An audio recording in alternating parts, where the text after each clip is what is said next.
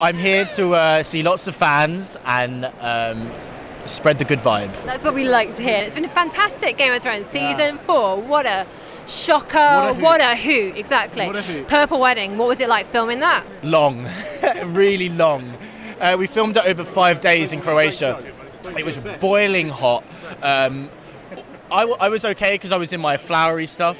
But people like Dan, who plays Podrick Payne, he was in like this leather upon like armor. Like they were just sweating their tits off. It was crazy. And then we had a bunch of rotten food in front of us. They didn't look rotten, but so just stinking flies everywhere. It wasn't elegant at all. But it was fun. It was really nice to be on set for such a kind of pivotal moment in television, I guess. It was really exciting, actually, really exciting. What was your reaction when you saw Joffrey croak? Kind of amazed, actually, because they did a lot of stuff in post. So they kind of did the whole thing with his eyes, and I think they made like his skin kind of come out a bit more like purpley. And I was really like, wow, that's a violent death, like a silent but really violent death. You could see his soul kind of go to hell, you know, in that moment where he can just like fades out. It's like, wow, that guy's going to a dark place. You had a little moment with Oberyn Martell, didn't you, during the wedding? A little flirtation. Tell me about that. It should have been more, shouldn't it? How dare they? How dare they only hint at a homosexual scene and not give it to us? Pedro's amazing. He's a wicked actor. It was really amazing, actually, like hanging out with Pedro in Croatia and working alongside him. And then it wasn't until I saw his stuff back and I was like, that's a different guy completely. I was like, wow, Pedro, you got the skills. It's such a shame to see him go as well, because he was such a fun character to have on the show, and it's a real shame that his head got crushed. But Squished like a bug. Squished like a bug, like a little. Yeah, it was horrible. Now, who do you think Loras will have his eye on next, now that, sadly, Oberyn Martell is no longer with us? The ghost of Renly. Maybe the ghost of Renly will come back up and he'll just like slip into Loras's bedroom late at night and just give him a quick hand job and then like disappear again. If only. If only the dead came back to life. No, maybe we'll have another thing with that Oliver guy. Yeah, but he's no good for Loras. So, and do you know what? I've not read the scripts yet. Well, I've not been sent the scripts yet. So I honestly don't know. I have been told that I do have another intimate scene coming up, but I have no idea who with, so it's like Russian roulette. Who will Loras fuck this season? Definitely not a woman. Or maybe it will be. Maybe it'll be Cersei. Whoa. Talk about Cersei. She's like not marrying him, isn't she? I know. I love Lena to bits. I wish Loras would marry Cersei. I think it'd be real. I think they'd have. I think to begin with, they'd kind of hate each other, but I think once they kind of sat down and actually spoke to each other, they'd actually find a lot of things in common. Fashion. Yeah. Give us some tips of what to wear next season in Westeros. Yeah, hopefully more capes. Look at this lovely cape here, right? I want this cape back. Lovely costume people at Game of Thrones. If you're watching this, give me a cape. Like I love this, but I prefer capes. Like armor and capes. That's where I think season 5 should be. That's a strong look. It's a strong look. Enough of this flowery stuff. I mean, it's nice and all, but give me a cape. Totally a cape. Let's campaign for that to happen. Campaign for the cape. Definitely. Yeah. Now, you were also in the trial scene with Tyrion, weren't you? What was it like filming that? I mean, if the Purple Wedding was long, my God, that must have been even longer. Really boring. Really boring. I remember I was filming a film at the time, and I came onto set late because I was filming in Manchester this film, and I had to come to set like halfway through. Like I hadn't slept because I was doing night shoots, and I had to turn up on set during the day. Yeah.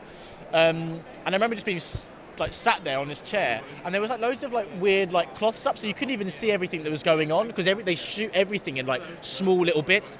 So it's just lots of sitting around, like pretending to look at stuff, like ooh. So I guess kind of boring. But actually, when Peter did his kind of bit at the end, that kind of stuff, that was really cool. But that was just like maybe an hour of the shooting. The rest of it was just sitting around, reading, then going, oh, okay, right, now it's my time to look. Right, yeah, yeah. So, look intently at the black cloth. Look intently at the black cloth, yeah. That's exactly. And what did you think then when you saw what happened in the end with Tywin on the loo and Tyrion with his crossbow and then getting escaping and everything? Totally, it's really amazing because you film this stuff and you're a bit like, God, this is long. But then you watch it back and you see how amazingly edited it is, and you go, did that really happen? That like while we were filming that, did that really go on? Tywin dying on the toilet. Yeah, man, what a way to go, huh? Charles Dance is a legend, and yeah, he really rocked that throne. Yeah, what a gravestone. He had his horse shitting in the throne room, and now he's gone out on the other kind of throne. Very well observed. So he did. Isn't Game of Thrones clever? It is clever. It really knows what it's doing. I know. And then he started with him gutting a deer, and we went out with him getting gutted with the crossbow as well. Game of Thrones, the intelligence behind the show never ceases to amaze me. Now, what do you think of this nascent relationship that's going to bloom, no doubt, between Margaery, your sister, and Tommen, who's a little bit younger? Well, it's a bit paedophilic, isn't it? I mean, how old is he meant to be? Dean Chapman's a lovely kid. He's a lovely guy, but I kind of get a bit weird when I see them together. It's a bit like, nah, come on, like, nah. I don't know what's going to happen, really. Actually, it'll be interesting to see. I guess. I reckon she'll pussy whip him into shape. Tommen seems like a really kind of mild, meek guy that will do whatever he wants, and Margaery. So yeah, maybe there'll be a bit of a kind of dominatrix, bit of S&M, whips and chains, all that kind of stuff. You never know. It's Game of Thrones. Talking about pussies, as you were. Speaking about pussies, We must mention Ser Pounce, who of course has been the most big sensation of the whole season. What do you think? Ser Pounce is quite a big deal these days, isn't he? I actually think he's going to be here tomorrow signing autographs. He's just got his little paw and like some ink. Meow. Yeah, I'm all for Ser Pounce on the Iron Throne. Oh, yeah. Yeah, cats for thrones. Totally, yeah. Now, George R. R. Martin, again, been talking very, very recently, just the other day. I heard that Game he of Thrones, a flipped off movie. his Oh, yeah, fans. I know. Yes, George. Yes, George. Flip off those fuckers. Oh, some people can get so intense about Game of Thrones. It's like, calm down. Just enjoy the show, you know? Just enjoy the show.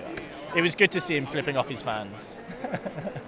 It was certainly a rock moment. star. What a rock star. Yeah, don't speak badly about my health. Fuck off. Too right, George. Good on him. And also, he was talking again about the movie, wasn't he? What would you think about a Game of Thrones movie? I'm all for it. That's the best way to go out. You know, do 2 more seasons and then have this all-out kind of epic 2.5 hour long battle of ice and fire, and maybe these kind of like these tree children that have just come up with Bran.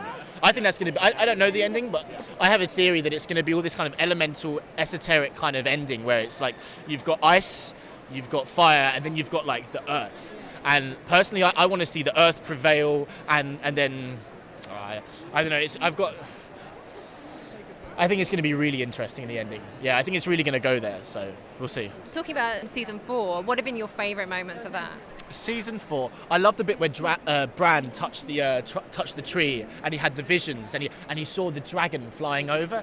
Now my interpretation of that is that because so we know Daenerys has locked up her 2 dragons, idiot, and she's got another dragon missing.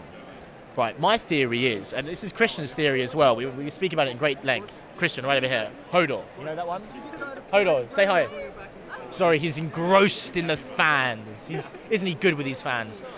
We reckon that Bran is going to, whilst he's up in that tree with that wizard guy, he's going to learn how to really hone his third-eye shit. And he's going to learn to walk bigger things than Hodor. And he's going to learn to walk a dragon. And then that dragon is going to fly over King's Landing like we saw. Fuck yeah! Fuck yeah! Now, the interesting thing is, where's Loras going to be in all of this? I don't know. Riding that dragon. Riding that dragon. Yes, of course. With a cape. Riding a dragon with a cape. Look, if that happens, then wow, I can die a happy guy. Yeah, riding a dragon with a cape. Oh, I'm getting tears even thinking about it. Finn, it's been a pleasure talking to you as always. Always a pleasure. Flicks in the City. Thank you. Wonderful. Thank you so much.